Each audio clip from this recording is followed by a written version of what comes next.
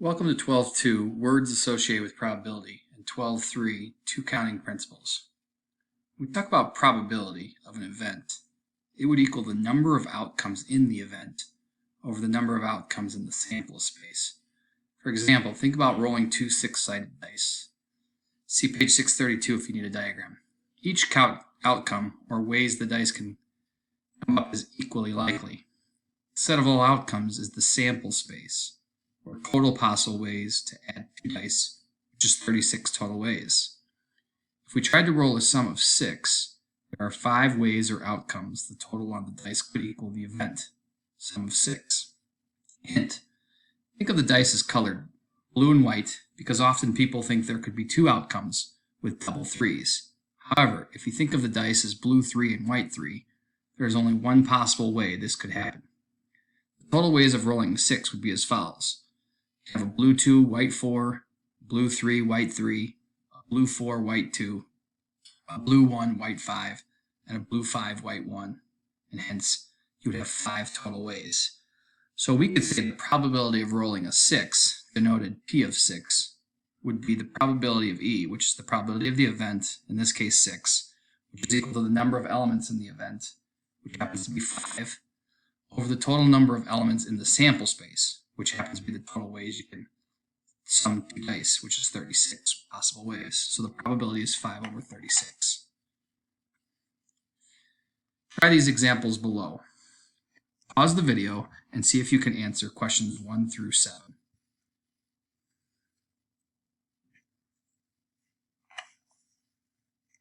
So in number 1, the total is 10. So you can see that I've written down all the different combinations: 6 and 4, 4 and 6, and 5 and 5. So that's 3 out of 36 ways, which reduces to 1 out of 12, or 8.3%. Number 2, the total is at least 10. The keyword is at least, so 10 or more. So I've written down all the combinations: 6 and 4, 4 and 6, 5 and 5, 6 and 6, 5 and 6, 6 and 5. 6 total ways out of 36, which reduces to 1 out of 6, or 16.7%. In number 3, the total is less than 10. Well, we can save time. Rather than write down all the ways that are less than 10, we just found in number 2 the total ways that are 10 or more. So we can do what's called the complement. We can take 100% represented as 1 and subtract our answer in 2, which is 1 over 6, to get an answer of 5 over 6, or 83.3% ways that the sum of the dice could be less than 10. Number 4, the total is 2. The only way to get 2 is have 1 and 1. This is known as snake eyes for those of you that are used to playing with dice. So that would be 1 out of 36. Number 5, the total is between 2 and 12 inclusive. Inclusive means including a sum of 2 and including a sum of 12. That is basically all the outcomes on the dice, so there's 100% ways of doing that. Number 6, the blue die has to be a 2 and the white die has to be a 5. There's only one way to accomplish this out of 36 total ways, which is 2.8%. In number 7, the blue die has 2 or the white die has 5. The key word here is or. We're okay if just the blue die has 2, we're okay with just the white die has a 5, or in case of they both have a 2 and a 5. So I've written down all the different combinations, the blue dice being 2s, and in red I wrote the white dice having 5s. You'll see that the green circled one, the 2 and the 5, is the same, so we can't count that twice. So therefore there's only 11 ways out of 36, which is 30.6% chance of rolling a blue die of 2 or a white die of 5. We're going to continue probability with the standard deck of 52 cards. You don't have to know a lot about cards, but if you're a little rusty or have never seen cards, I would encourage you to look up different things on the internet about decks of cards. But since you're at home, you'll be able to constantly refer to these as you're doing the problems. These are classic cases of probability. So pause the video and try 1 through 8. So the probability of drawing a heart is 13 out of 52 because there are 13 hearts in a deck of cards. That reduces to 1/4, which is 25%. Probability of drawing a 9, you have a 9 of hearts, a 9 of spades, a 9 of diamonds, and a 9 of clubs, which is 4 total 9s in a deck of 52. So 4 out of 52 is 1 out of 13, or 7.7%. Drawing specifically a 9 of hearts, there's only one of those in a standard deck of 52 cards, so that's 1.9%. Drawing a red card, well, there's diamonds and there's hearts in cards, so 26 cards are out of 52, or 50% of the cards are red. Drawing a red or a black, well, that's all of the cards in the deck, so that would be a 100% chance of doing so. In problem number 6, drawing a 9 of hearts and then a 7 of diamonds without replacement. There's some key words here. The word "and" is important because you have to do both. And the word "without replacement" means you don't put the card back. So you draw the 9 of hearts, you do not put it back in the cards, and then you draw the 7 of diamonds. So there's 1 out of 52 chances of drawing a 9 of hearts. There's 1 out of 51 chances of drawing a 7 of diamonds. We multiply those together and we get 1 out of 2,652 chance of doing this. Number 7, drawing a 9 of hearts and then a 7 of diamonds with replacement. So a very similar problem, but the difference is we draw the 9 of hearts and we put it back in the deck. So it's 1 out of 52 to get the heart that's a 9, and then it's 1 out of 52 to get the 7 of diamonds. So we multiply those together, we get 1 over 2,704. Number 8 says drawing a 5 or a diamond. So drawing a 5, there's 4 cards that are 5s in the deck, so 4 out of 52. Keyword here is "or." So we're good with 5 or we're good with a diamond. There's 12 out of 52 diamonds, so that would be a total of 16 over 52, which is 4/13.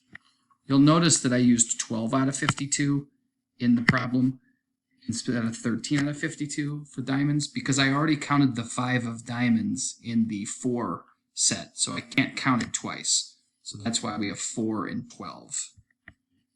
We're going to learn a little bit about the keywords "and" and "or" on the following page when we talk about the counting principles. The difficulty with calculating probabilities is counting up the number of elements in an event or in the sample space when the outcomes are large. For example, if 10 people line up at random and you want to find the probability that you will be next to your best friend, the sample space contains over 3 million outcomes. It's impractical to list all of the outcomes and count them. There are 2 principles of counting to help accomplish determining the number of outcomes in an event or sample space. Principle 1. If n of A and n of B are the number of ways that events A and B occur, respectively, then n of A and then B is equal to the n of A times. For example, suppose you are traveling downstate to the Capitol building in Springfield. You have 4 highways to choose from, and once you exit, you have 3 different streets you can take. The streets cannot be driven on until you travel by highway.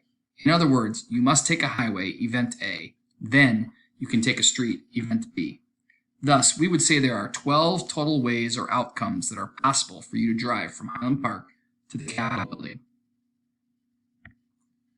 Principle 2.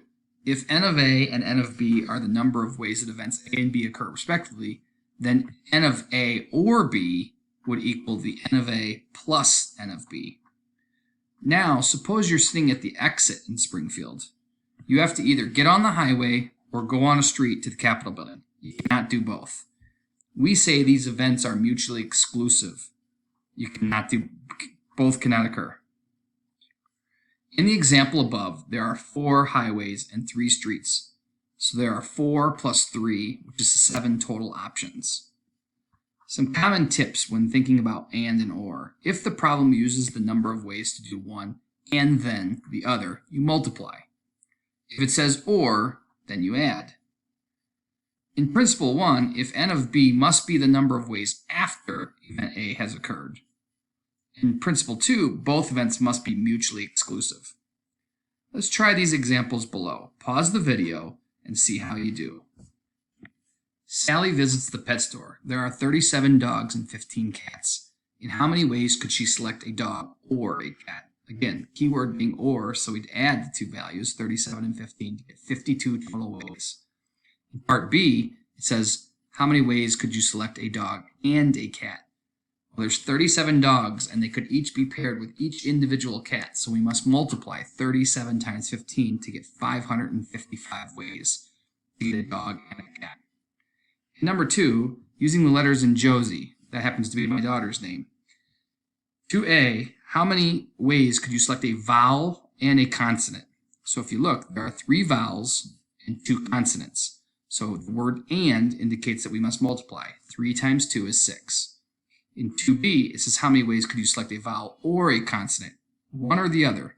The word or indicates that we must add, so we get 5. And the last one, it says, how many different 3-letter made-up words could you make using no letter more than once? So there's no repetitions. So we have 5 choices for the first word letter, 4 choices for the second, 3 choices for the third, for a total of 60. Good luck on your homework.